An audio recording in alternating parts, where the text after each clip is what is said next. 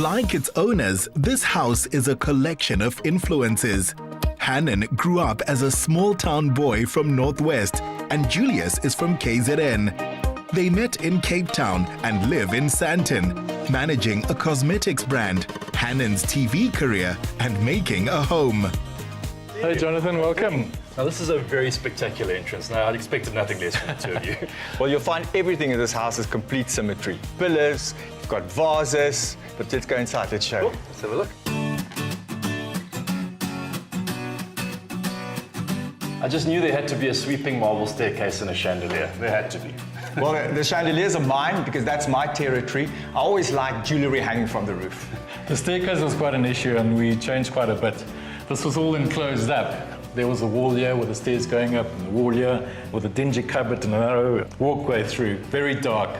So we decided just to open all this up. And it's got that beautiful open plan feel to it, which is very Georgian, right? And the nice symmetry on both sides.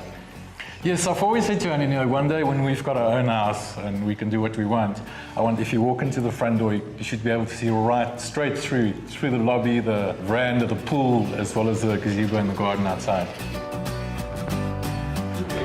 This staircase has very much been a personal project of Julius. He designed all the detail himself from pictures that we've taken wherever we traveled. And each of these steps of this staircase is cut from a single slab of marble that he hand-selected himself. Sure. Real hands-on project this whole home, eh? And the chandelier? This beautiful piece of jewelry was my 40th birthday party that we couldn't leave behind in our previous home. And if you look at that painting over there, I'm absolutely fascinated with Greek mythology, and that is of a Greek bush god that's seducing the virgins that goes to the forest unchaperoned. Okay. No, it's all very beautiful. It's like that scene at the end of the Disney movie where the princess appears at the top of the steps and looks down at the ball, and it's that whole epic scene.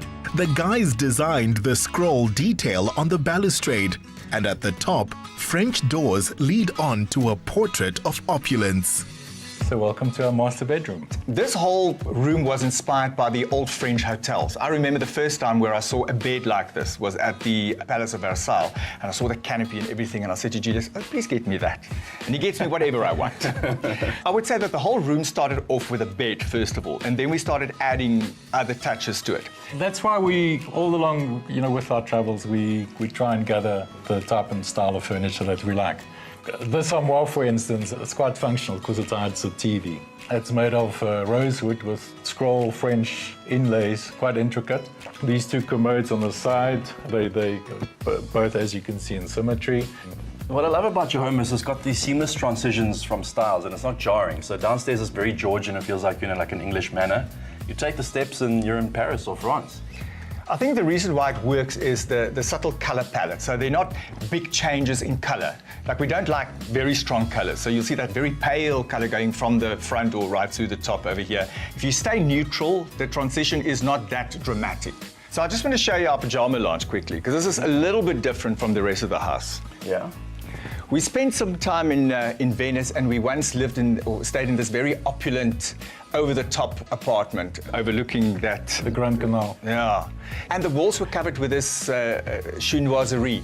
And I always wanted to recreate that kind of thing, because it feels like you're sitting in a jewelry box. Yeah. It's sort of a very, very cozy effect.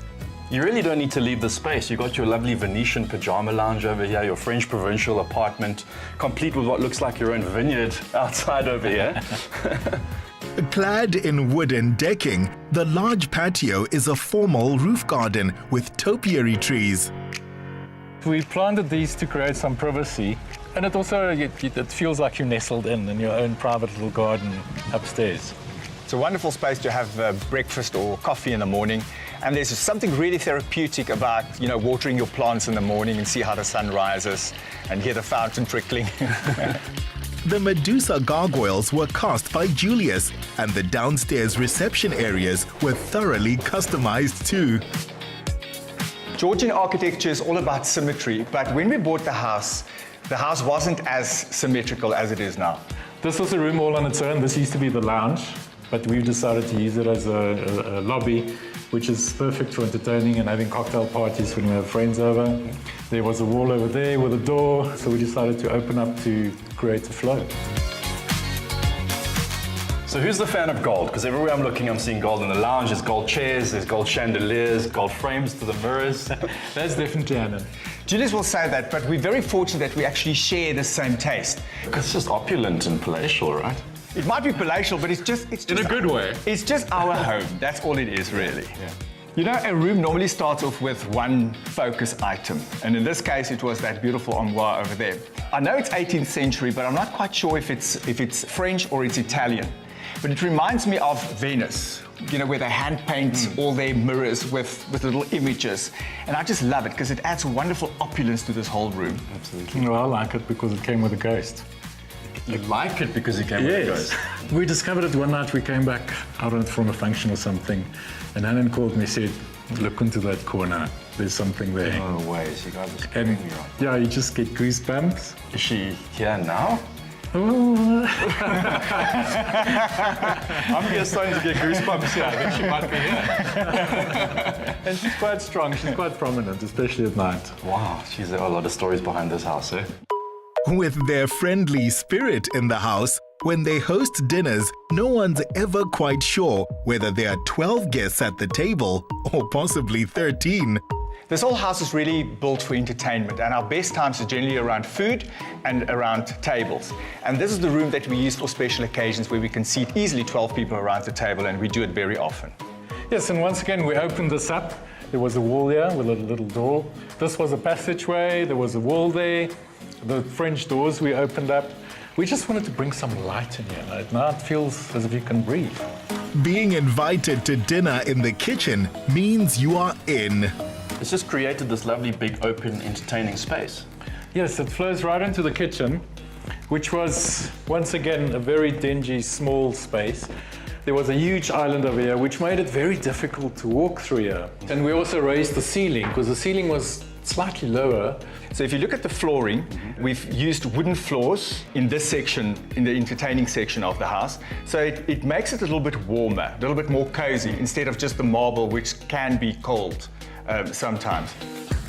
And once again, you'll notice the chandelier, because if you can wear bling jewelry at daytime, of course you can have a chandelier in the kitchen. Absolutely. And also, if we have suppers, I also don't want my guests to feel left out, like they're not as important as those people. So they experience the same glamour in a warm kitchen than they would experience in a formal dining room. It's like the VIP's table. Yes, the inner circle. Well, this is where our closest friends gather. We always end up in the kitchen at parties. Have I made the inner circle so I can make some food with you guys and eat? Yes, you're going to join us making the food, but we're eating outside today, seeing that it's such a lovely day. Okay, awesome. Let's prep some Good. food. The vintage advertising art lends the atmosphere of a Parisian bistro. And to dine here is to feel yourself transported to the French capital. While he does that and finishes things off, let's talk about your glam makeovers that you do. Is that something you've always wanted to do? You know, Glam Guru is now 10 years old, and I still notice on a daily basis, every time at the end of an episode, how if you change somebody's outside, how there is something different happening inside. Yeah. What are the 3 style mistakes that one should avoid? Men and women, don't wear your clothes too big, because you can have the best physique in the whole world. If your clothes are too big, you'll never see that physique. Okay. Men make a common mistake. So if they shave their beard, they start trimming it up from too high. So the best point would be halfway between your chin and your Adam's apple. If you start trimming your beard up too high, it sort of makes your chin look slightly flabby. Okay. And for ladies, we're living in a synthetic era. So it's very easy to have instant nails, instant lashes, and instant hair. You're allowed 1. Okay. If you perform on stage and you have a persona, you can go to town. But if you try and interact on a daily basis with people, they will only be able to see a persona and not you. Okay, have I got the beard right? It's perfect. Is it good? Perfect, yeah. You're a natural. Fantastic. There you have it. 3 very useful tips from the glam guru himself. Shall we eat? Like a fine dish, the house wasn't perfect on first attempt. The swimming pool was redone 5 times until spot on. This really is the type of garden that makes you completely forget that you live in a city. Yes, there's a little fantasy garden hidden, and although we're right in the center of Sandton CBD. What I wanted from the garden was, I wanted the same symmetry in the house, repeated in the garden as well. So we basically have 3 gardens. We have this area with that pagoda over there, which almost looks like a little of a private fairy tale. And then we have a second garden next to the house, which is more of a courtyard. So it's almost like 2 different rooms allocated for different purposes. So over here you can have big parties, and over there it's a little bit more intimate, maybe a breakfast in the morning. And then we have the garden right in the front where we entered earlier. It's almost like two hands welcoming you. They've chosen evergreen plants, giving them a garden for all seasons and a simple green and white color scheme. And this whole veranda is very, very special to us because we actually got married right there. Oh, yeah? A few months ago, after 27 years. I was going to say, it's perfect for a wedding. Yeah, 27 years. Hannon, I met him in the morning. He cut my hair, he was a hairdresser then in Cape Town, and he moved in that same night. We've been together since, started a business, and here we are. So what's that recipe for success? You've been together so long, you've built this empire together, you work together. How do you make it work? I think it's discipline. When we work, and we don't necessarily like each other's ideas. We challenge each other quite a bit. But then when we come home, then we don't talk work. Yeah. Then it's us time. So you've got to have that discipline to separate work from private life. Well, thanks so much for having us today and giving us a little glimpse behind all the glamour. It's been awesome spending time with you. The creepers they've planted will soon give the external structure an old world charm, and everything will be just right.